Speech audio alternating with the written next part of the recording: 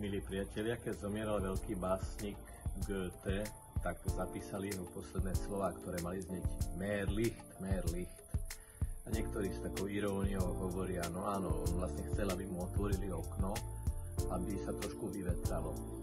Ale poznajú tohto básnika, jeho diela a jeho duchovnosť, oprávnene predpokladáme, že tie slova Mehr Licht, viac svetla, znamenali viac ako len nejaký pokyn k otvoreniu, technickému otvoreniu okna, ale skôr ako túžba pre srdce, ktoré sa otvára pre svetlo. Lebo čo je ľudský život? Celý ľudský život je hľadanie svetla. Boh nám pri stvorení sveta dal aj takýto úžasný symbol slnečnice, ktorá sa nakrúca, natáča za svetlom smerom k slnku. Je úžasné vidieť tie obrovské slnečnicové lány, kde všetky slnečnice sú otočené jedným smerom, tam, kde je svetlo. Ježiš v Evanjeliu tejto nedele hovorí: buďte blízko môjmu srdcu, aby ste mohli čo najviac svetla zo mňa načerpať.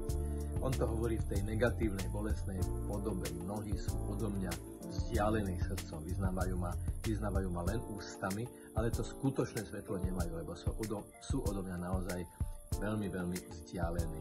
Je to pozvanie prísť blízko, lebo čím bližšie je to svetlo, tým viac nás môže naplniť. My vlastne túžime byť naplnení svetlom, lebo svetlo je slovo, ktoré je slovným základom napríklad osvetliť, vysvetliť, presvetliť, čo znamená aj niečomu porozumieť, aj nájsť nejakú orientáciu, aj nájsť nejaký vnútorný kompas. Takže sme pozvaní byť ako slnečnice, ktoré uznávajú, že ich svetlom je živý z mŕtvych stalý, víťazný, účinný, prítomný Ježiš Kristus.